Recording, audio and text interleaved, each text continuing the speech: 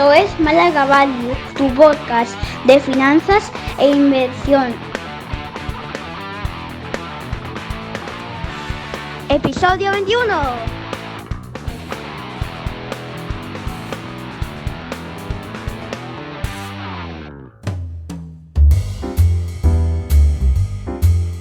Bueno, buenas tardes a todos. Hoy estamos aquí de viernes malagueño, último día de mes. Aquí nos pilláis unos cuantos viniendo de la playa, casi con el gancho. Y hoy para nosotros es un programa especial. Vamos a continuar con los balances y tal, pero nos alegra mucho tener de nuevo con nosotros a Quique. ¿Verdad, Quique? ¿Qué tal? ¿Cómo estás? Y yo me alegro de estar por aquí. Pues bien, estoy bien. Ha sido un mes así un poco pachucho, pero bien. Tenía ganas ya de estar con vosotros y, bueno, y charlar y hacer cosas normales y rutinarias, ¿no? Y hablar de inversión y tal. Pero bien, mejor, con fuerza y a puntito también de vacaciones, o sea que contento. Fantástico. Nada, la gente que no se preocupe, que Quique ha sido un tema fastidioso, que el tema del oído, ¿verdad? Sí, Difícil grabar podcast con esa dolencia, ¿no? claro, he Pero tenido bueno, que alejarme de cascos, micrófonos y cosas de esas y nada, y eso al final es tiempo y tranquilidad. Pero bicho malo nunca muere, ¿no? Como se suele decir. O sea que eh, aquí sigo. fantástico. Bueno, pues nos alegra mucho. Gracias. Che, Juan, ¿cómo estáis? Buenas tardes, Bien. yo muy bien, encantado de compartir podcast con Quique. Como dije el otro día, me hace ilusión que estéis los tres. Sí, hombre, estamos aquí como si fuera redebut, ¿no? Nos hace ilusión volver a estar aquí los mosqueteros, ¿no? Hemos echado de menos aquí que esta semana. Así que, Sí. fantástico. Bueno, pues, Quique, yo creo que sí has podido ver medianamente por dónde íbamos. Es decir, estábamos viendo, repasando las distintas partidas, los distintos estados financieros. Ya vimos la cuenta de pérdida y ganancia, le dimos un buen repaso. Pusimos el ejemplo por salirnos de las típicas empresas habituales de Madrid y Barcelona, y porque además ahora, por todo el tema de, ya sabéis, de la problemática de Messi, de los fichajes, la verdad es que está muy en el candelero todo el tema de las finanzas de estos dos clubes. El otro día ya estuvimos viendo el balance, ¿vale? Y prácticamente yo creo que tocamos todas las partidas. Pero bueno, si os parece, hoy nuestra intención es profundizar un poco en aquello del balance que no dio tiempo a ver, ¿vale? Continuamos viendo los ejemplos de Madrid y Barcelona y también del Corte Inglés, una empresa que conocemos todos, que ahora va a hablar Juan de ella. Y nuestra intención es terminar el episodio de hoy hablando de la memoria, ¿vale? Que la memoria al final... comentamos un poco off the record antes de grabar el episodio que sí o sí, si sigue una empresa, bien porque invierta en ella o bien porque eres seguidor, por ejemplo, del Madrid y el Barça, si fuera el caso, ¿no? Al final es un documento de obligada lectura, ¿verdad, Juan? Yo creo que sí, lo comentamos el primer día y es que se sacan muchísimas conclusiones. Te vas familiarizando con lo que te gusta o con lo que tienes obligación de hacer, si es tu trabajo. Pero vamos, que al final un trabajo de análisis de balance yo creo que te acaba gustando, por lo cual es que si no te quedas cojo, ¿no? Solamente los números, hay que leer un poquito más para ir haciéndote, bueno, lo dijo Kike el primer día, construirte el relato de la empresa. De la empresa, sí. Bueno, pues Juan, si te parece, yo creo que el otro día vimos el balance y hoy puede ser un buen punto para retomar. Ya sabéis, aquellos que nos estéis escuchando a través de iVoox o de Apple Podcast, que como estamos sirviéndonos de cuadros y de gráficos, también podéis ver, si es más fácil seguir el programa, en el canal de YouTube de Málaga Value, ¿vale? Entonces, pues tenéis el audio y también tenéis el soporte visual que usamos nosotros. Así que lo sepáis, ¿vale? Además, yo creo que es algo que vamos a terminar por hacer para todos los programas, porque el que sí o el que no, siempre algo de soporte de gráfico hablando de finanzas, pues se tiene, ¿no? Entonces, pues podemos empezar por repasar, como digamos, la forma de donde nos quedamos en los balances, volver a retomar todas las partidas y tal, con un ejemplo que todos conocemos, que no una empresa cotizada, pero sí una empresa que bueno, volvemos a decir que es conocida por todos, ¿no? El Corte Inglés. Pues Juan, si quieres, coméntanos lo más Relevante. significativo, lo más Sí, relevante. sí, aquí entramos un poco con este pequeño gráfico, pues estamos hablando de análisis y al final un buen análisis tiene que tener una capacidad de síntesis, hay que saber sintetizar y sacar conclusiones, no vale repetir. Un informe no tiene por qué tener 300 folios, eso ya es un libro. Un informe pues, puede tener 30, pero si tiene 3, pues porque se puedan hacer en 3, pues mejor, o incluso en un folio o 3 ideas. Entonces, el hecho de poner el Corte Inglés, porque como ahora veremos, en los balances, aunque todos los equipos de fútbol utilizan el Plan General de Contabilidad, pero sí vemos que en los balances hay algunas cosas que nos pueden chirriar un poco, nos pueden descolocar un poco a los que estamos acostumbrados a los balances más normales, ¿no? Si hay partidas que pueden ser más discutibles de donde las incluyen en los clubes de fútbol, ¿no? Entonces, pues preferido coger una empresa enorme que todos conocemos, que es el Corte Inglés, que lleva muchos años en los periódicos porque está pasando pues sus problemillas desde hace unos cuantos años, ¿no? Problemas de endeudamiento, porque esta típica yo creo que le tenemos cariño muchísimo a esos anuncios tan preciosos y bueno, pues para hacernos una idea, ¿no? Algo cercano, ¿no? Entonces, mirad este balance a 28 del 2, hace una semana ha salido un anticipo de los resultados de 28 del 2 del 21, pero solamente se ha hablado del EBITDA, que ya comentamos el primer día, que cuando se quiere ocultar las pérdidas, ¿no? Se habla del EBITDA, Corte Inglés habla del EBITDA, de un objetivo de EBITDA y de ventas online y de comprar corte fiel, pero en ningún sitio veréis las pérdidas. Bueno, yo en alguna noticia sí, ¿no? Pero si vais a la página web del Corte Inglés y en sus notas oficiales no aparece por ningún sitio el resultado final, ¿no? Bien, pues como para no desviar la atención y porque esos serían de otros programas anteriores y ahora queremos ver balance, ¿no? Este ya es el quinto, ¿no? El programa que, por cierto, para mí fue una sorpresa vernos en YouTube. Yo pido disculpas si hay que pedir disculpas a las personas que nos ven por YouTube. Esto es un documento de trabajo para tener una chuleta, no tiene un objetivo de que esté visualmente correctamente diseñado. A esto le hemos echado un montón de horas, los que no os podéis imaginar, ¿no? Empezamos en junio, pues todos los días, unas cuantas horas, y por tanto aquellos documentos que estamos dejando en Twitter, algunas imágenes, pues sí las preparo y son imágenes que van a estar en Twitter, pero esto, en fin, lo dejamos en plan amigos, ¿no? Para nosotros y las personas que vayan viendo YouTube, pues que entiendan que lo que estoy haciendo es un documento Word donde he copiado y pegado muchas cosas y la mayoría de cosas que he copiado y pegado han sido cuadros de Excel, ¿no? Tampoco tengo aquí facilidad para ir intercambiando programas. Pues mirad, que nos hacemos una idea del Corte Inglés, el balance del Corte Inglés, pues estamos hablando de casi 18.000 millones de euros, ¿no? Estamos hablando de un mineral 18.000 millones, imaginémonos, todos tenemos en la cabeza lo que es el Corte Inglés. ¿Qué es lo que más pesa en el Corte Inglés? Un poco, digamos, me preguntaba Antonio, tú, en un balance, ¿qué te fijas lo primero? Digo, pues yo lo primero es esto lo que hago, tengo que sacar unos porcentajes, porque es que si no, con 2 columnas de números me pierdo, ¿no? Lógicamente nos imaginamos grandes edificios, pues el 82% del Corte Inglés inmovilizado, el 62% del inmovilizado material, prácticamente los edificios. Aquí hay otro tipo de inmovilizados, incluso alguna operación de leasing de edificios, como seguramente algún inmovilizado inmaterial habrá. Y la segunda partida de importancia en el activo, pues las existencias, ¿no? Todos pasamos por el Corte Inglés y vemos lo que vende. Esto supone solamente un 2% del balance. Habría que ver otros sectores y otras empresas, no sé, Mercadona, no sé si ese 2%, 12% sobre el total balance es mucho, es poco. En cualquier caso, dado el tamaño del inmovilizado, es normal que no tenga un peso muy importante en las existencias del balance, ¿cierto? Pero Juan, perdona, el inmovilizado que estamos hablando, yo es que no me he leído la memoria del Corte Inglés, lo valora, porque claro, al final, si todos pensamos en el Corte Inglés y pensamos en el Corte Inglés de Málaga, que nos pilla cerca, o Madrid y demás, al final los edificios están en zonas súper emblemáticas. Tiene que valer un precio brutal.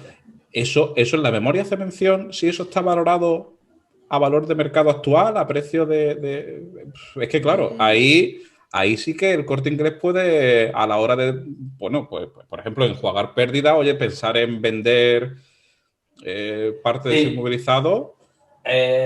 Aquí sería entrar en una empresa, como digo, por eso me llama la atención y la sigo, porque hace unos cuantos años, al menos 5 o 6 años, que está en los periódicos por problemas de negocio, desde hace un montón de años. También tenemos problemas accionariales, acordaos cómo las familias propietarias de Corte Inglés acabaron peleados, ¿no? Dimas Jimeno, que hace varios años que ha estado en conflicto. Esto es una empresa que lleva en los periódicos muchísimo tiempo y es bastante complicada. Entonces, mira, el Corte Inglés lleva años vendiendo su inmovilizado material, lleva años. Algunos lo habrá vendido directamente a a terceras empresas y estarán de alquiler, y igual habrá habido alguna operación de leaseback, que se llama, de leasing, que ha salido en Mercadona. No sé, ahora es que, como decía antes, yo no tengo aquí facilidad para buscar, pero si buscáis en Mercadona, en estos días ha salido que ha habido una operación de, no sé si 1.000 millones o 2.000 millones, y no sé si 200 o 70, en fin, un montón de supermercados han sido que estaban en el balance de Mercadona con inmovilizado material, y lo que ha hecho Mercadona es una operación de leasing que realmente la propia nota de prensa, el director financiero de Mercadona dice: hemos cambiado ladrillos por euros. Lo que ha transformado, Mercadona necesita dinero, quiere dinero para seguir creciendo, y lo que ha hecho es vender sus supermercados a una empresa de leasing, y a continuación ha contratado un leasing, un alquiler, claro, un leasing financiero para seguir utilizando esas existencias. Entonces eso aparecerá en su inmovilizado como inmovilizado inmaterial, lo que hablábamos de los estadios de fútbol. En el Corte Inglés, en este inmovilizado que no es material, en estas 3.000 millones que hay de diferencia, pues ahí puede haber desde leaseback hasta algún inmovilizado financiero, ahí puede haber muchas cosas que sinceramente no me he dedicado, no he leído las memorias del Corte Inglés como las del Madrid y Barcelona, no las he leído. He querido ponerlo como ejemplo y además por tampoco complicar a nuestro público, complicar demasiado el análisis de balance. Estamos vendiendo que relativamente con poco conocimiento se llegaba lejos, entonces si empezamos a profundizar en todas las empresas, en sus memorias, entonces sí que nos perdemos. Pues entonces podríamos hacer una cosa muy interesante, muy bonita, pero quizá para un público más experto, ¿no? Para el público que nos pueda estar escuchando de educación financiera y del nivel de tono amable y didáctico de vuestro podcast, pues aquí busco el Corte Inglés para poner algo primero cercano y después, pues porque había unas partidas pues muy representativas de cualquier balance, ¿no? Entonces, pues, comentar que los inmovilizados tienen un 62, las existencias que no sé, ya digo, no soy capaz de valorar si esto pesa mucho o poco en el balance. En cualquier caso son 2.000 millones de euros. 2.000 millones. Esto también lo que comentaba Antonio, Juan, perdona, era, y yo creo que es muy importante, a cómo está valorado el inmovilizado material en la contabilidad. En principio debería estar a precio de coste. Totalmente, sí, de acuerdo. Con lo cual ahí tenemos, digamos, una, digamos, plusvalías latentes que no están en el balance, pero que lo tenemos todo en mente, ¿no? O sea, claro. Si nos vamos a la Avenida de Andalucía, ¿qué puede costar ese edificio que tiene el Corte Inglés ahí, ¿no? Pues, probablemente muchas veces lo que tiene en contabilidad, lo que está reflejado en contabilidad. Yo me consta porque lo he visto en los periódicos que están vendiendo edificios el Corte Inglés. Efectivamente, claro. Lo que tú estás diciendo, che, los venden, claro. Y están reinvirtiendo esa plusvalía en la empresa. No es solamente como ha hecho Mercadona de cambiar ladrillos por euros, sino de aflorar unos beneficios que compensen las pérdidas que están teniendo, ¿no? Ole, me encanta esa matización. Sí, señor, es muy interesante, porque el Corte Inglés son edificios históricos con esa pluralidad, y en Mercadona todos tenemos en la cabeza que deben de ser todos supermercados recientes, ¿no? Así una operación. Aquí lo que pasa es que de alguna manera, bueno, esa estrategia de vender tus inmuebles puede estar bien si eres capaz de, con el dinero que consigues, reconvertir tu modelo de negocio, porque si te quedas quieto, bueno, poco a poco vas perdiendo todo tu patrimonio y como negocio no terminas de funcionar, ¿no? No sé si es el caso del Corte Inglés, probablemente el Corte Inglés tiene un problema, claro, y es que le está costando reconvertirse a las nuevas formas de comprar, ¿no? En mi opinión, como analista del Corte Inglés, tienes un problema desde hace bastantes años, que lo reconocen ellos y que lo tienen de los resultados del Corte Inglés de los últimos años son ridículos. Es que el EBITDA que generan es ridículo para el nivel de ventas que tienen. Entonces, me ha sorprendido, porque ya pasaríamos por seguir avanzando. Mirad, el patrimonio neto del Corte Inglés es fantástico, un 48% del balance sigue siendo patrimonio neto. Esto sería un ejemplo de un buen balance puesto aquí, para una mala cuenta de resultados. Entonces, un buen balance que, como dice aquí, que esto ¿cuánto puede durar este buen balance? Si siguen vendiendo inmovilizados, si van vendiendo edificios para ir recuperando esos beneficios, y si no son capaces de reconvertir el negocio, porque claro, a mí, ellos dicen que quieren competir con Amazon y que quieren que sus clientes pues en 2 horas tengan su producto en su casa. Si esto lo hacen así, se convierte en un Amazon español, pues muy bien, pero es que está por ver, ¿no? Está por ver. Al Corte Inglés, pues todos vamos, y yo creo que todos vamos, pero pocos compramos como para que uno diga, este negocio está siendo rentable por mí, por nuestras compras. De repente es un sitio casi, no sé, como de paseo, de consultar, pero El Corte Inglés, las cuentas de resultados son malísimas desde hace un montón de años. De hecho, es que creo que lo tengo aquí más. En el año 2015 tuvo que llegar un jeque, que también casualmente se llamaba Altani, que tuvo que poner ahí 1.000 millones en el Corte Inglés. Estamos hablando, por tanto, de hace ya 6 años. Entonces, hace 6 años que tenían problemas importantes de negocio. ¿Qué pasará en el futuro? No lo sabemos, ¿no? Yo aquí hay que darle un poco, pues ya te digo, pues... Oye, pero me ha encantado eso, Juan, ¿eh? Me ha encantado el ejemplo, que además viene a ser muy para lo que nosotros estamos haciendo en estos programas, que sea con un fin divulgativo, de que no te puedes quedar simplemente en ver un estado financiero, porque si solamente ves el balance del Corte Inglés de una manera estática, te hace parecer que es un negocio próspero y con un buen futuro, un negocio para invertir, pero en cambio, si lo cotejas con las cuentas de resultados de los últimos años, claro. Y yo me había propuesto no decir las pérdidas del Corte Inglés, bueno, por cariño, no cariño, no sé, porque no tengo cariño espíritu ninguno, navideño, ¿no? Por un espíritu navideño y porque ya, ¿no? Estamos en verano, las rebajas, pero el Corte Inglés ha perdido este año 3.000 millones. No lo quería decir porque claro, que el Corte Inglés cierra el 28 de febrero, el Corte Inglés que le ha pillado la pandemia entera, entonces 3.000 millones no dice nada. No podemos alarmarnos como estamos haciendo con el Barcelona. El Barcelona se lleva 2 o 3 años haciéndolo bastante mal, pero ahora mismo el Corte Inglés tiene un año que es que los pobrecillos, el 28 de febrero, el 1 de marzo comenzó el ejercicio económico y el 20 dejaron de vender. Es que entonces, no es que tenga 3.000 millones de pérdidas, vamos. Tú fíjate que tener 3.000 millones de pérdidas significa, y para eso nos fijamos en el balance, significa perder el 40% del patrimonio neto. Joder, es verdad, ¿eh? Y ahí es donde ya empezamos a preocuparnos y a ver la gravedad, y eso te lo permite el balance. Es decir, si tienes 8.500 de patrimonio neto y pierdes 3.000, pues otro año como ese se queda prácticamente sin patrimonio. Claro. Y además tenemos que pensar que esos 3.000 lo ha tenido que pedir de sobredeuda, que lo estamos leyendo. Uno de los objetivos del Corte Inglés decía que eran duplicar el EBITDA y reducir deuda hasta niveles de hace 2 años, ¿no? Si tenía un problema de deuda hace 2 o 3 años, lo ha resuelto y ahora resulta que se meten en 3.000 millones más, pues que han perdido, pues como muchísimas empresas españolas, como muchas familias españolas, prácticamente como en nuestro país, vamos a perder 3 años de crecimiento, de vida económica, ¿no? España recuperará su Producto Interior Bruto pues dentro del 2002, 2023, pero se puede decir que hemos perdido 3 años de una existencia normal, ¿no? Entonces, el pasivo a largo plazo, prácticamente casi todo es deuda financiera, como veíamos, 2.300 millones, y después lo que quería comentar, porque es que esto no lo tiene el equipo de fútbol, tiene una partida de proveedores que es muy importante, 18% de balance, 3.300 proveedores. Fijaros, porque esto es lo que yo quería comentar. ¿Tienes clientes del Corte Inglés? El Corte Inglés no tienes clientes, nosotros pagamos todo al contado. Vaya, básicamente... ¿Y todo el mundo que financia las compras con las clásicas tarjetas del Corte Inglés no aparece ahí? No, el Corte Inglés cobra esa tarjeta sobre la marcha. Otra cosa es la operación que tengas tú. Sí, claro, porque son ellos mismos, claro. Son ellos mismos los que... Y aunque fuera Visa, Antonio, si tú pagas con una tarjeta, el Corte Inglés cobra. Otra cosa es ya tu relación tuya con Visa, con tu tarjeta, ¿no? Vale, sí, con Visa sí lo veo, pero con ellos mismos sí debería aparecer, ¿no? No. Aparte de que yo creo que ya el Santander, si no compró más de la mitad de lo que era la financiación del Corte Inglés, ¿no?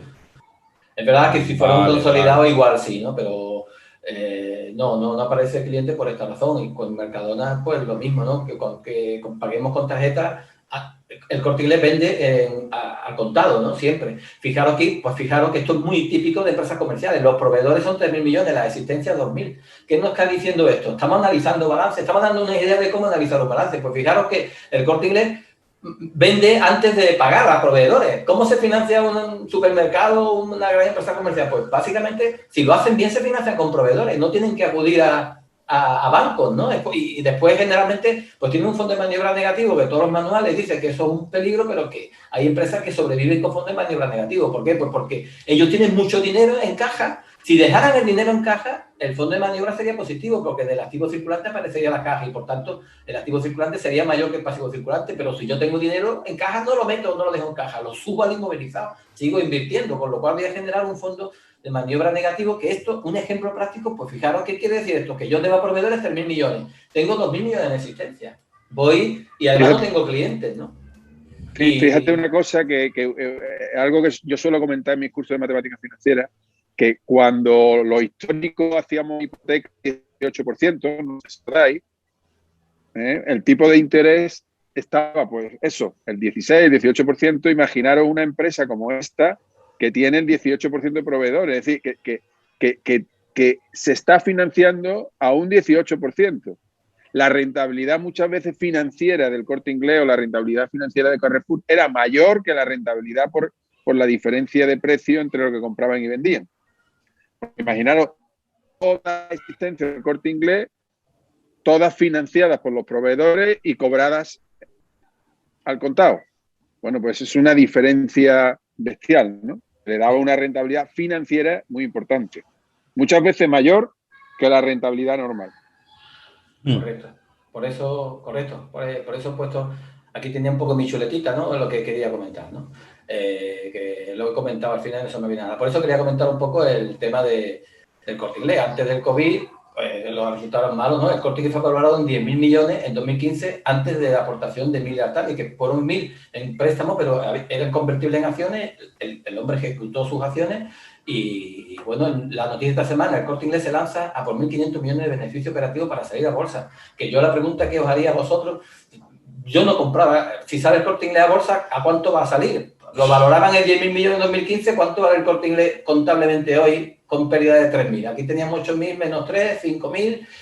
Yo directamente yo no compraba acciones en bolsa en el Corte Inglés. Igual que he dicho hace un momento que es una empresa que todos los españoles, muchos le tenemos cariño, vamos allí, nos gusta comprar en el Corte Inglés, lo hacen muy bien, lo atienden muy bien, es una empresa modélica, ¿no? Es emblema de España, pero a mí me dicen, compra acciones, el Corte Inglés va a salir a bolsa. Tendría yo que ver muy claro su modelo de negocio, como bien estáis diciendo vosotros, que sois los expertos en inversión, ¿no? No yo. Tendría que ver su modelo de negocio y tenerlo muy claro como para yo meter pasta en el Corte Inglés si sale a bolsa, ¿eh? Pues como todo dependería del precio, ¿no? Efectivamente, claro. Pero como no van a salir barato, porque entonces no salen a bolsa, ¿por qué no salen más empresas a lo mejor a bolsa? Pues porque van a salir siempre a un precio que los accionistas pues no le van a ver color, ¿no? Entonces, si sale a bolsa, para que los accionistas parte de sus acciones las saquen ellos también o las vendan en ese momento y hagan el negocio de su vida. En este caso, pues igual los accionistas, si sale barato, pues no le compensa, ¿no? No saldrían a bolsa directamente, ¿no? ¿Qué pensáis vosotros? Salvo que la empresa esté abocada a la quiebra, entonces tendrían que hacerlo sí o sí, ¿no? Barcelona, Fútbol Club Barcelona. Claro. No, perdona, que te he cortado, sí. No. Eso no, que el accionista le interesará, por supuesto, si se diluye mucho su participación en la empresa, si la va a salvar de la quiebra. Si no, no le va a interesar. Pero si es una empresa que está abocada a la quiebra, pues se agarra un clavo ardiendo. Y el clavo ardiendo es eso, es diluirse hasta hacerla rentable, ¿no? Claro, por ejemplo, la discusión que está habiendo ahora con Tesla, ¿no? Tesla, ¿por qué ha aumentado tanto de capital? ¿Por qué tiene tanta caja? Claro. Porque estaba consiguiendo capital a expuertas con las ampliaciones a un precio carísimo que le está posibilitando acometer una cantidad de planes de inversión, de nuevas factorías, etcétera, etcétera, que no podría, ¿no? Evidentemente se ha diluido el capital de los accionistas, ¿no? Pero a lo mejor es para mejor, ¿no? Para un futuro más brillante. Aunque nos salgamos un minuto del hilo conductor que estamos llevando de los balances y tal, Quique, por ejemplo, ¿tú qué piensas del modelo de negocio del Corte Inglés? No sé si iba a decir algo de eso. Sí, no, recordar una frase que me hizo mucha gracia de Foucault, de Francisco Parga, que, bueno, conocéis, sí. Un profesor de finanzas, también inversor particular, muy bueno, conocido también en el mundo, en el mundillo. Que él dice que no te metas en un negocio donde se vaya a meter el calvo. El calvo, bueno, lo dice con un insulto antes de calvo, que es el de Amazon. O sea, siempre que pienses en un negocio, piensa, el calvo se puede meter en ese negocio, cuidado. Bueno, y el Corte Inglés pues está ahora peleando pues, de tú a tú con Amazon. Lo tiene muy complicado y lo que Che nos dice muchas veces, ¿no? El precio al final, o el valor al final, lo que vale el Corte Inglés es lo que sea capaz de generar en el futuro. Y si tiene un modelo de negocio complicado, por todos los cambios que está habiendo, pues, en fin, no sé, yo un poco como Juan, ¿no? Aunque me lo den barato, igual, bueno, pues me lo dan muy barato y liquidar la compañía, pues mira, no está mal, pero, en fin. Pero mira, eso es precisamente lo que iba a decir, Quique. Y para eso el balance, tú dices, bueno, voy a meterme en un negocio que no es rentable, que ahora mismo está teniendo pérdida, que o una de dos, o se reconvierte o esto se va al garete. Pero que tiene unas propiedades inmobiliarias, enlazando con la primera parte del podcast, que valen muchísimo más de lo que la contabilidad dice. Claro, eso puede ser un peligro, porque sí, los inmuebles pueden valer mucho más, pero si una empresa que está en funcionamiento, que siempre hablamos de eso, una empresa que está en funcionamiento, se va comiendo sus propiedades, pues al final esas propiedades no valen.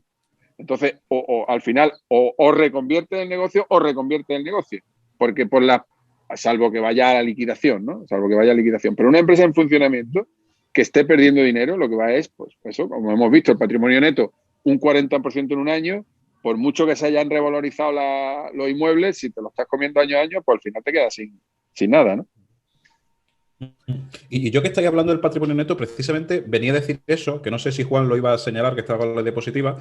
Yo creo que debemos recalcar, porque al final el objetivo nuestro es, como siempre hemos dicho a lo largo de estos 21 capítulos que llevamos ya en Málaga Value, ¿no? Conceptos, digamos, concisos, no muchas cosas, pero que los cimientos sean claros, ¿no? Y sean fuertes. El patrimonio neto al final es una de las partes más positivas del balance, y ahí sí nos puede discriminar cuando el patrimonio neto es negativo, ya la empresa pues está por lo menos en situación de quiebra técnica, ¿no, Juan? Sí, correcto, sí. Sí, no, es así, es un poco el indicativo. ¿Por qué existen empresas con patrimonio neto que existen? Pues como muchos equipos de fútbol, muchísimos años, bueno, pues porque nadie se ha puesto a exigir que se disuelva, ¿no? Pero están en causa de disolución. Tampoco, mientras puedan seguir existiendo, pues siempre se dice, pues prefiero seguir aquí que no perderlo todo, ¿no? Los acreedores. Es una frase que no sé si lo habéis dicho vosotros alguna vez, pero a mí me gusta repetir. Si tú tienes una hipoteca de 100.000 euros y no la pagas, tú tienes un problema vital ante tu banco.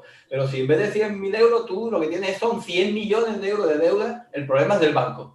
Y ya verás tú como el banco no te obliga a ti a cerrar, porque el banco prefiere cobrar siempre 50 que 100, para empezar, ¿no? Y el problema es del banco si tiene 100 préstamos, 100 mal dados, ¿no? Pero si son 100.000 euros, el problema es vital para una familia que no pueda pagar una hipoteca, ¿no? Entonces, pues aquí un poco lo mismo. Pueden nos encontramos con empresas que teóricamente están en quiebra, pero que bueno, ahí van tirando hasta que, bueno, unas veces cierran del todo, otras veces salen adelante, o alguien la compra. Realmente lo que está pasando, yo por los periódicos y desde marzo aquí, lo que está pasando intuyo por lo que leo, lo que está pasando con muchísimos hoteles de la costa. Hoteles de la costa, porque yo he visto en entrevistas, los empresarios no han podido más, no pueden más, han gastado los ahorros, los hoteles pues le están vendiendo. Y hay noticias permanentemente de fondos de inversión que depende de la persona, pues se le puede llamar buitre, porque es fácil siempre llamar buitre, así quedan como malos, pero son fondos de inversión que están comprando hoteles. ¿Por qué? Pues porque ya no puede más el empresario, el balance tiene que ser bastante malo también,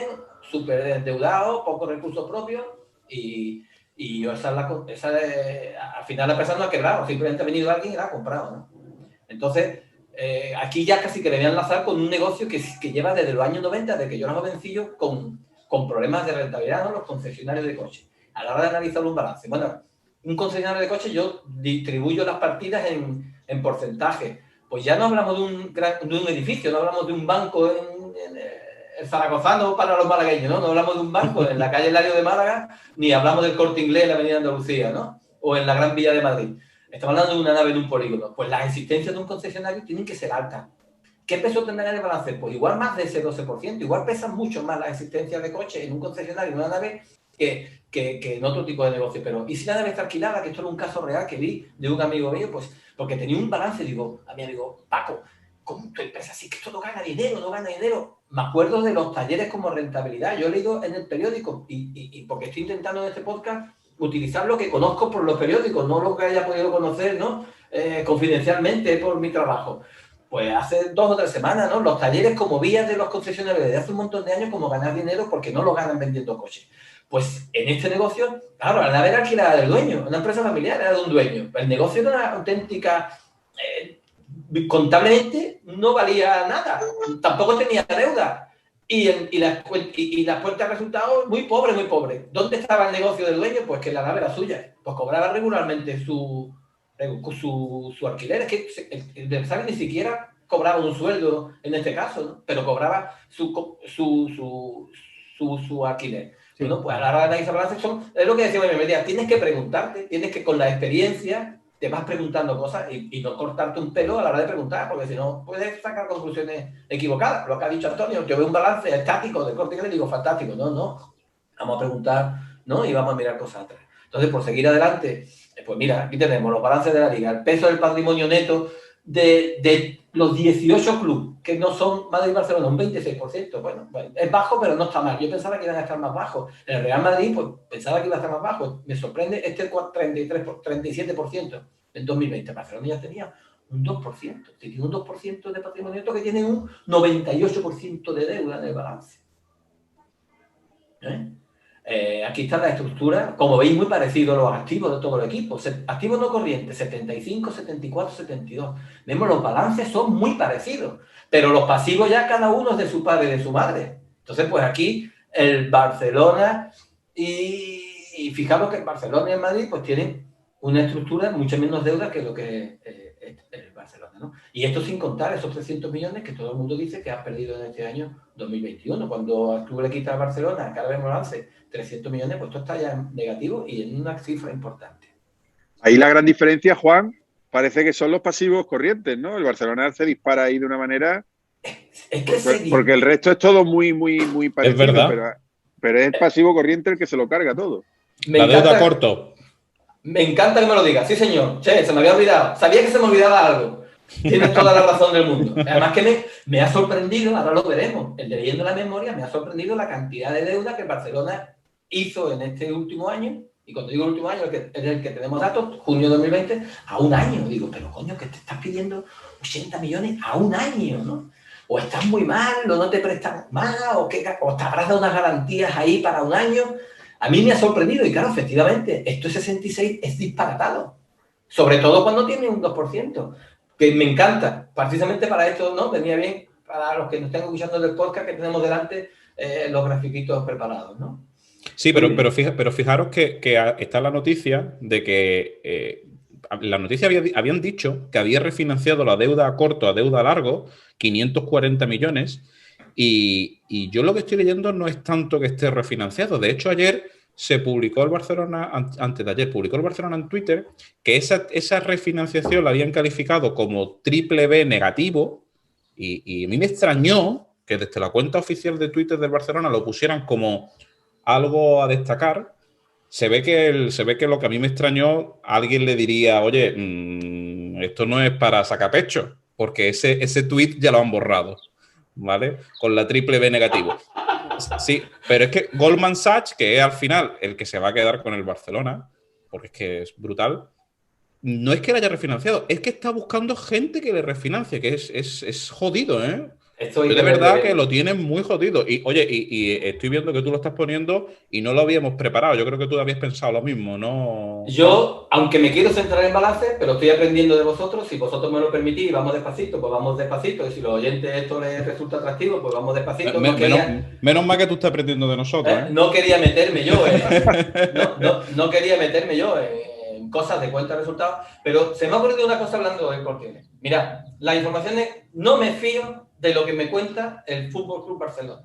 Todo esto que estaba hablando son informaciones todas muy confidenciales. Por lo pronto es una situación muy delicada, porque si todo fuera bien, pues no importa contar. Pero estos están pasando las canutas. La situación debe de ser extremadamente complicada. Y por más que emitan notas de prensa, por más que los periódicos de cabecera y por más que le cuenten a uno y a otro y vayan soltando información, la información descuadra por muchos sitios. Para empezar, fijaros, 28 de julio, el 2 Playbook, nuestro amigo Marc Menchen y Palco 23. Palco 23, el 7 de marzo, que es cuando llega a Laporta, o antes de llegar, claro, si estaba en campaña electoral, el discurso es diferente. Cuando nos acordamos de la política, cuando están en la oposición hablando del precio de la electricidad y cuando estás en el gobierno y te dicen que no ponga la lavadora, pues aquí igual, decía Laporta. Tenemos 1.200 millones de deuda y cerca de 350 millones de pérdida, lo decía en marzo. ¿Vale? Estamos trabajando para revertirlo y lo conseguiremos porque tenemos importantes activos.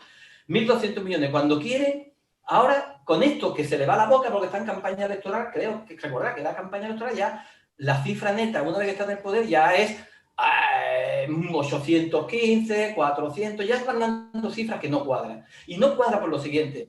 Goldman Sachs no se va a quedar con la deuda, es quien va a colocar la deuda a inversores institucionales, que lo tengo por aquí en rojo, ¿de acuerdo? La va a colocar. 520, hablan de refinanciar, pero no todo refinanciar porque dicen que van a tener la tesorería necesaria para los próximos 24 meses. Luego le van a dar dinero nuevo.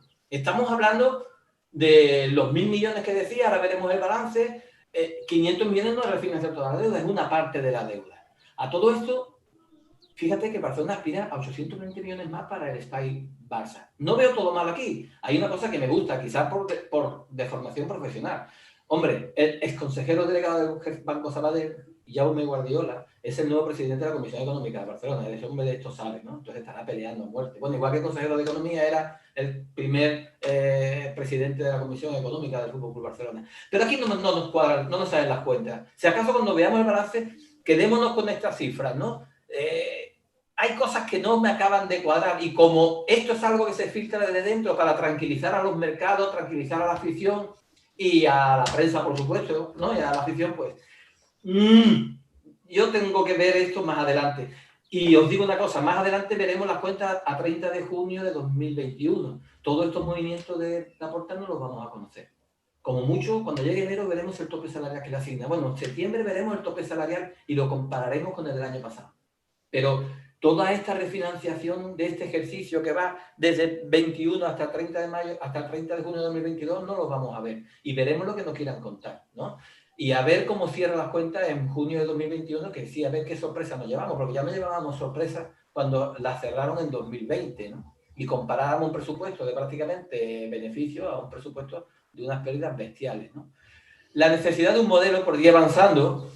Bueno, y esto también viene en las cuentas anuales. El Madrid y Barcelona no son sociedades anónimas porque en el momento en que la ley de transformación se hace era para que los clubes se salvaran. Entonces, todos los clubes, estamos hablando de 1992, que tenían patrimonio neto positivo, pues no tuvieron que convertirse en sociedad anónima. Y estamos hablando de 4 equipos, creo, Bilbao, Osasuna entonces, Bilbao, Madrid y Barcelona. Solamente 4. Los demás tuvieron que convertirse obligadamente. Estos no son sociedades, pero sí tiene que avalar la junta directiva un 15% del presupuesto. La junta directiva tiene que tener pasta. Esto de que los clubes son de sus socios relativamente, al final es como todo en la vida. El club será de los socios muy, muy ricos de cada club. Que nadie piense que un aficionado de a pie, por muy hincha que sea, va a tener capacidad de influencia en un club. Entonces, lo importante es que se gestione bien, como decía yo Roberto Bayón, a mí me da igual que sea sociedad anónima o club deportivo. Lo importante es la gestión, ¿no? Sí, yo creo que el futuro, Juan, en España va a ser la fórmula que utiliza el Bayern de Múnich, que es lo que está conociéndose ya el famoso 50+1, ¿no? Es decir, que sean propiedad de los socios, entre comillas, para aquellos que no nos vean, el 51% del club y el otro 49% sea de accionistas privados. Yo creo que esa es la fórmula que más tarde o más temprano pasarán esos 4 clubes españoles. Porque es que no, el fútbol es un negocio más, es que no tiene sentido. Mi opinión, ¿eh? Sí, macho, van a dar las 9, no sé cuánto tiempo, pero ya bueno, son 40 minutos, son 40 minutos y habrá que ponerle un tope, ¿no? No, 45, 50, una hora... Juan, tú no te preocupes porque hoy no empecemos con la memoria. Si lo estamos, mi opinión, no sé, Kike y Che, lo estamos haciendo ameno, lo estamos haciendo relajado, estamos haciendo una tertulia y al final estamos mezclando 2 temas que le gusta a todos los españoles, ¿no? Porque todos los españoles saben de fútbol y saben de economía, ¿no? Y del Corte Inglés. Así que por eso no te preocupes, Juan. Vale. Bueno, pero vosotros decís cortamos, ¿no? Cuando ya he avisado, ¿no? 40 minutos llevamos, ¿no? Pues vosotros vais marcando la pauta y para no pasarnos una hora, ¿no? Bueno, por cierto, pero me voy a permitir, y gracias a mi amigo Javi López, que Antonio tú lo tienes que conocer, ¿no? De Unicaja, estoy escuchando un podcast de 8 horas sobre el desastre de Anuar. Se llama Memoria de un tambor. 8 horas, lo he cortado en 4 trozos, me voy a andar. ¿Quién es? Ese tiene Juan.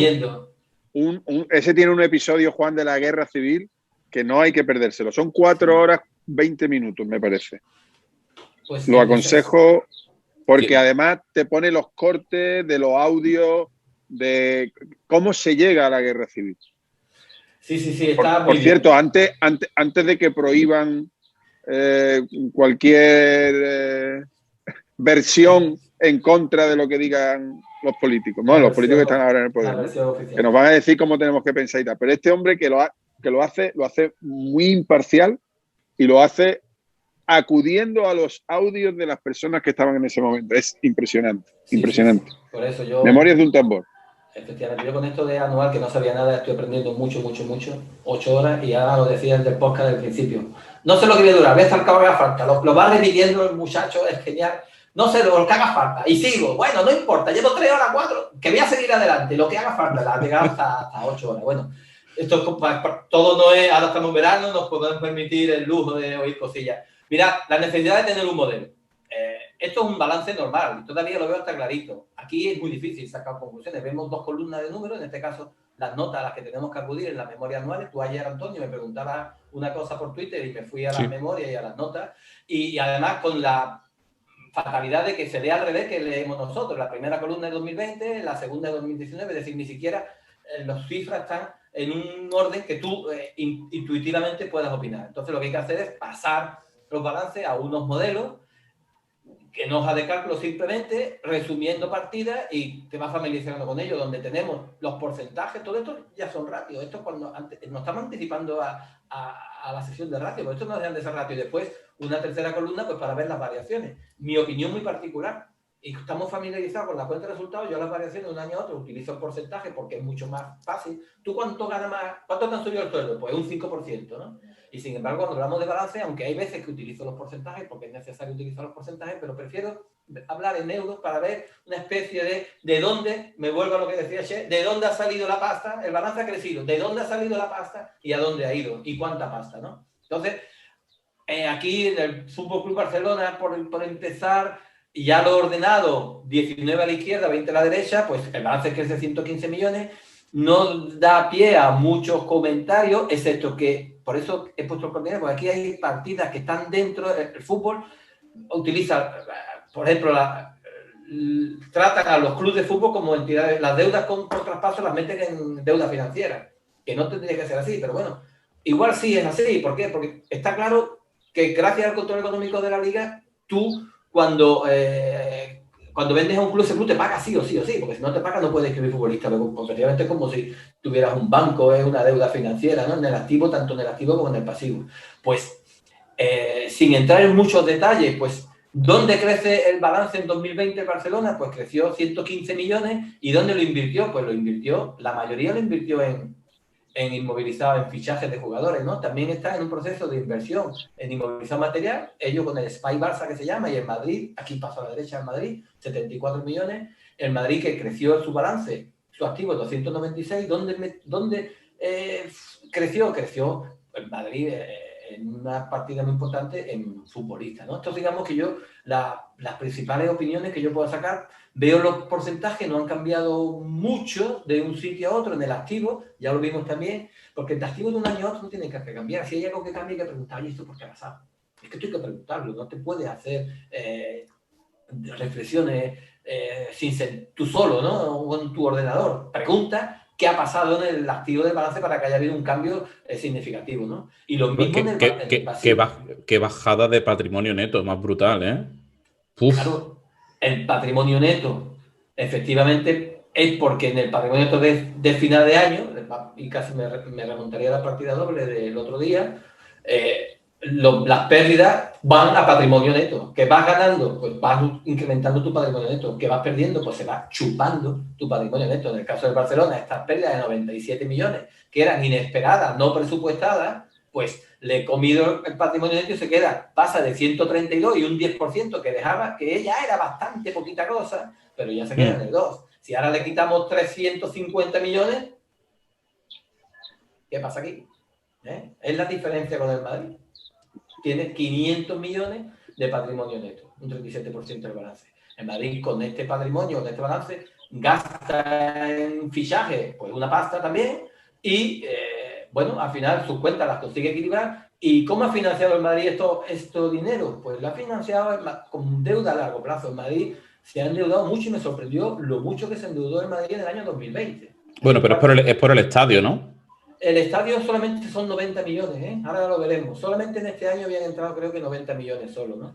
Fijaros como aquí en deuda a largo plazo, que son deuda financiera, incluye deudas con entidades deportivas, ¿no? Y cómo sube 60 millones de un año a otro. Y estos 200 incluye pasivas financieras, que son bonos, y sí, aumenta Madrid en 203 millones, porque también emite bonos, ¿no?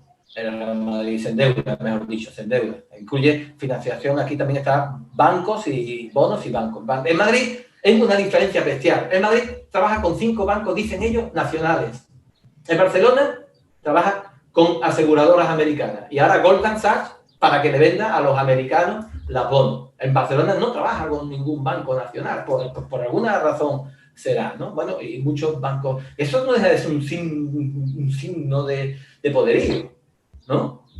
Es de los pocos bancos que yo veo que trabajan de los pocos equipos que trabajan solo con bancos, ¿no?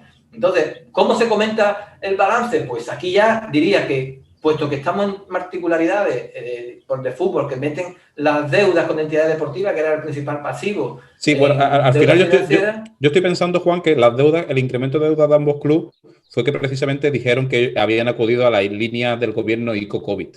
Que eso también tendría su aquel que todos los españoles, entre comillas, estemos respaldando y pagando excesos deportivos de ambos clubes, ¿eh? Ahí no... También tendría su debate, ¿eh? Sí, totalmente. Mira, la deuda financiera en Barcelona sube 187 millones, de 524 a 711, ¿no? Si ha perdido 300 millones, si ha perdido 300 millones este año y ha dicho Laporta que debíamos 1.000, pues fijaros, ¿por qué debe Barcelona a junio de 2021 1.000 millones? Porque son los 700 que debía más 300 nuevos, 1.000 millones. Los 300 que ha perdido, porque al final si pierde la pasta tiene que salir de algún lado, la tiene que poner alguien. Aquí no hay un accionista que te ponga el dinero, pues te lo está poniendo tus acreedores financieros. Los números cuadran mucho. Entonces, todo lo que escuchemos de deuda de 400, de 200 deuda financiera neta, no sé qué, no sé cuánto, olvidémonos, 700 millones, más 300, los 1.000 millones que ha dicho Laporta, que al final... A todo el mundo se le coge en un renuncio o en una debilidad, ¿no? Barcelona creció mucho más, 358, pero bueno, partía de una situación muchísimo mejor, de 174. El Madrid creció 358, pero partía de 174, ¿no? Luego Juan, me genera una duda. Esos pasivos que aparecen ahí, que son deudas con otros clubes, me entiendo que son traspasos que hay de jugadores que el Barcelona le debe un dinero al Betis, ¿no? ¿Eso tiene interés? O sea, ¿tiene intereses? ¿Es una deuda con intereses? Porque me imagino que habrá alguna partida en el activo que también sean sus derechos, ¿no? Sobre de cobro en fin, de otras deudas, ¿no? En este caso del Betis que le debe al Barcelona. ¿No sería conveniente a lo mejor eso normalizarlo o ajustarlo? No sé qué tipo de deuda es esa. Vale, pues me parece bien. Yo no creo que devengan intereses explícitos como los préstamos y como los bonos, y seguramente los intereses estarán en el precio, ¿no? Si pago un sobreprecio por unos futbolistas, porque estoy pagando aplazado. Aquí tengo de esto que me hizo mucha gracia, los 126 millones que debía. No, a corto y a largo, deben 196 más 126, pues esto suma 326 millones que deben. Y mirar los clubes a los que deben y por el futbolista a los que deben, y los importes por los que deben.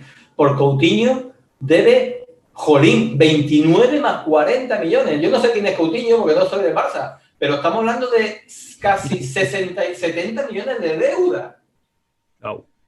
Sí. Al Liverpool, al Valencia, Néstor, 20 millones este futbolista Néstor, que no sé quién es. Aquí hay el portero suplente. A lo que no conozco, pues fijaros lo que deben, ya no digo lo que han pagado.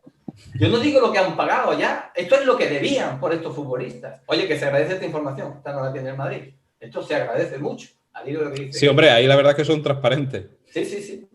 Entonces, bueno, pues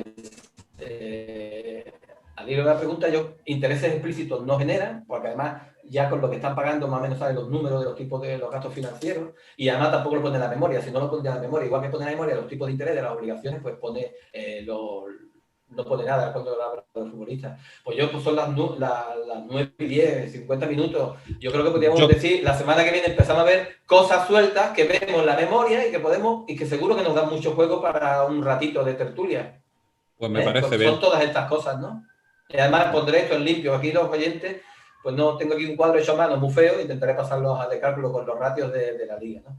Incluso haremos un comentario sobre el Atlético de Madrid, que no se nos puede ir de rosita. Es decir, yo hablo de Barcelona, Real Madrid, el Atlético no se nos puede ir de rosita en un podcast como este de finanzas. Yo creo, no sé qué os parece, que podríamos dejarlo aquí, que centrarnos, nos hemos centrado en el balance y lo hemos visto con ejemplos y hemos ahondado en el capítulo anterior. Al final le dedicamos prácticamente 3 episodios a la cuenta de pérdida y ganancia y con esto serían 2 balances. Y podemos el siguiente episodio dedicarlo a la memoria. Y si os parece, podríamos invitar a todos aquellos oyentes que quieran a que nos digan por Twitter alguna empresa que quieran, que a lo mejor, pues después cuando terminemos este periplo, venga, ya hemos terminado los estados financieros, pues que analicemos un poco esto mismo que estamos haciendo con el Corte Inglés y con el Madrid y con el Barça, pues que nosotros charlemos, una empresa, si quieren, española, cotizada, que analicemos el balance, la memoria y demás, y digamos nosotros nuestras conclusiones. Oye, pues aquí pensamos que a lo mejor está muy inflada la deuda a corto, tal, no sé, ¿qué os parece? Yo creo que puede ser interesante, ¿verdad? Por no proponerla a nosotros, por si alguien nos quiere decir, oye, pues por ejemplo, el otro día estuve hablando con un amigo y me dice que quiere ver el tema de AENA. AENA es una empresa súper interesante, ¿eh? No sé, una empresa muy, muy interesante de analizar, ¿no? Yo digo una, ¿no? Por ejemplo, que conocemos todos también y que tiene unos números y un modelo de negocio muy interesante, sobre todo para ser españistán, ¿no?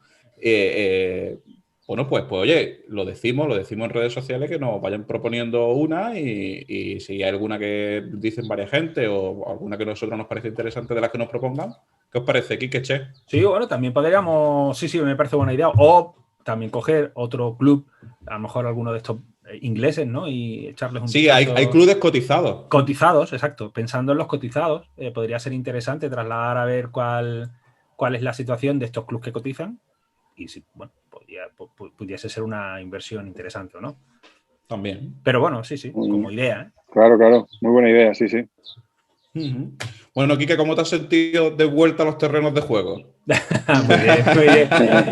No, ya muy que estamos hablando de fútbol. Tenía muchas ganas de retomar actividad, de estar con vosotros, de ver balances, de ver números, que es muy interesante. Entonces, empezar a entender esos números que parecen como muy abstractos es una delicia, pero eso lo siente al que le gusta. Es como al que le gusta la Excel, los Excel, por ejemplo, eso le pasa muchas veces. El que te cuadren los números al final es una satisfacción que entiende el que le gusta, ¿no? O el programador, ¿no? Que después de tal le da al botón y sale hola mundo, ¿no? Esa satisfacción. Pues... Después nunca hay que olvidar, Quique, que después detrás de los números hay muchas interpretaciones. Sí. Pues dicen las matemáticas. Muchas veces se le echa la culpa a las matemáticas y las matemáticas es un lenguaje con su que es exacto, pero que puede estar basado en hipótesis erróneas, ¿no? Y en los números contables pasa un poco lo mismo porque de ahí la importancia de los auditores, ¿no? Que los auditores vengan a certificar que esos números se asemejan lo más posible a la realidad. No sé si estáis al tanto de Barón de Ley. Sí, del tema de Europa y eso, ¿no? Sí. Y cómo el auditor ha cambiado, en meses ha cambiado radicalmente el informe que hace de la empresa, ¿no? O sea, y cuando había dicho que iba a ganar tal, de pronto dice que es la mitad, y después, en fin, un desbarajuste total, apoyando un precio que los accionistas dicen que es mucho mayor, claro, pero ellos quieren apoyar un precio menor porque lo quieren más barato, ¿no?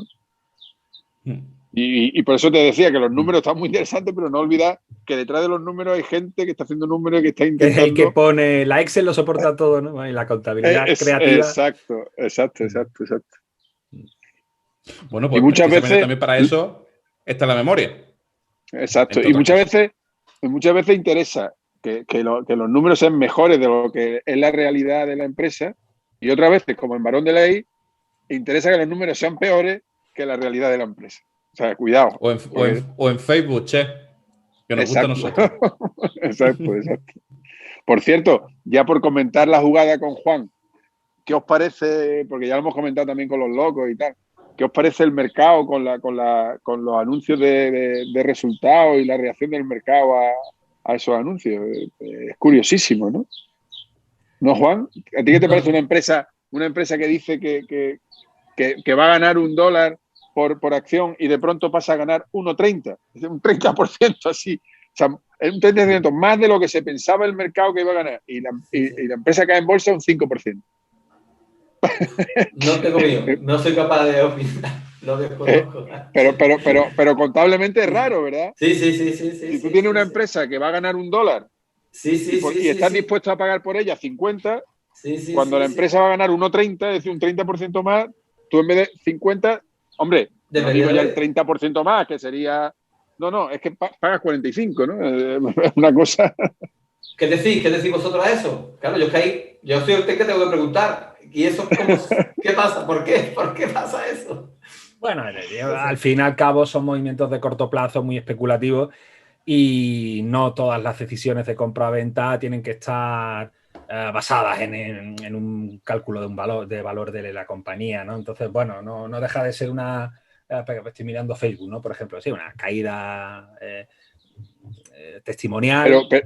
Pero Quique, si tú pones las gráficas juntos del valor del beneficio por acción, vamos a hablar en español, de beneficio por acción y el valor de la acción, está absolutamente correlacionado. Yo no sé si tiene un 90 y tantos % de correlación. Pues claro, es que al final lo que explica el valor de una acción son los beneficios. Sí, pero aquí vamos un poco a la cita de Graham, ¿no? A la metáfora de Graham con lo del maníaco depresivo, ¿no? No fue Graham el que lo mencionó, que bueno, la bolsa, la cotización del precio, pues tiene mucha más volatilidad y en este caso el beneficio económico, en este caso medido por el beneficio por acción, es más estable. Yo no creo, sinceramente, que... Sí, pero eso sería, Quique, pero eso sería que la reacción, que sobreactuara el mercado, que es lo que decimos siempre. El mercado es muy nervioso, ¿no?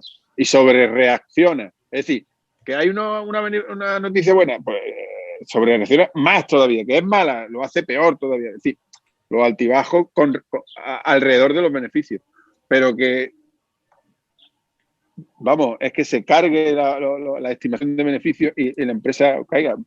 Hombre, que ya hemos hablado que tiene algunas explicaciones, ¿no? Pues por ejemplo, que incluso ya la gente descuenta que va a abatir los beneficios estimados, es decir, descuenta los descontados.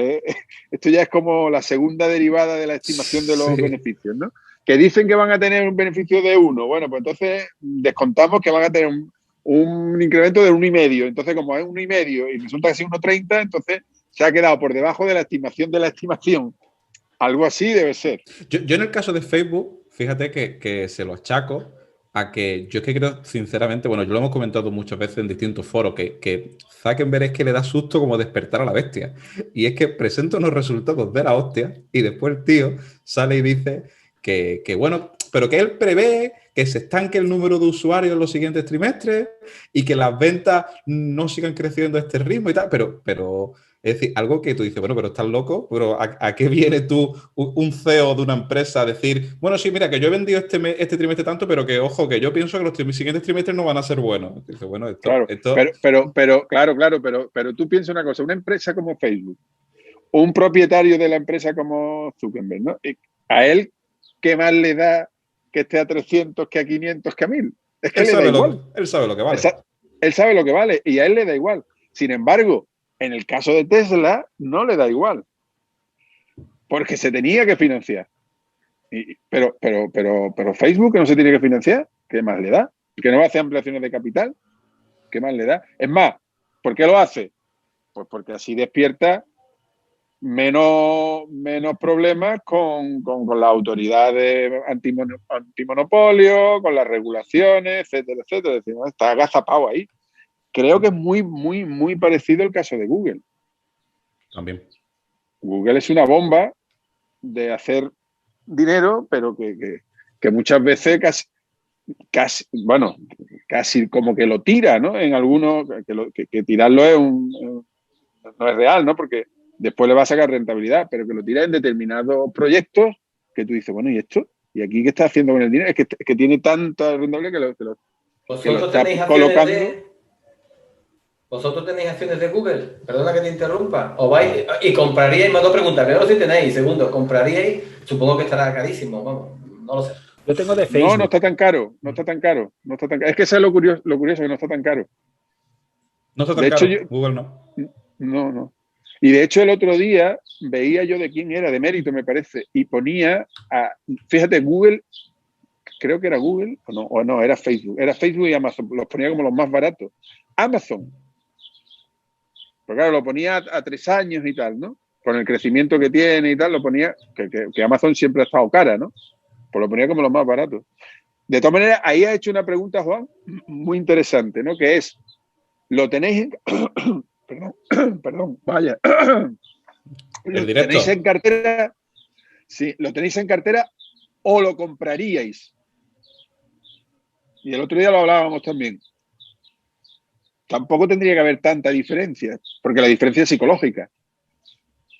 Si lo tenemos es porque no lo vendemos, si no lo vendemos es porque lo compraríamos. No sé si me explico. Debería ser así. Debería ser así. Psicología financiera, qué interesante. Claro.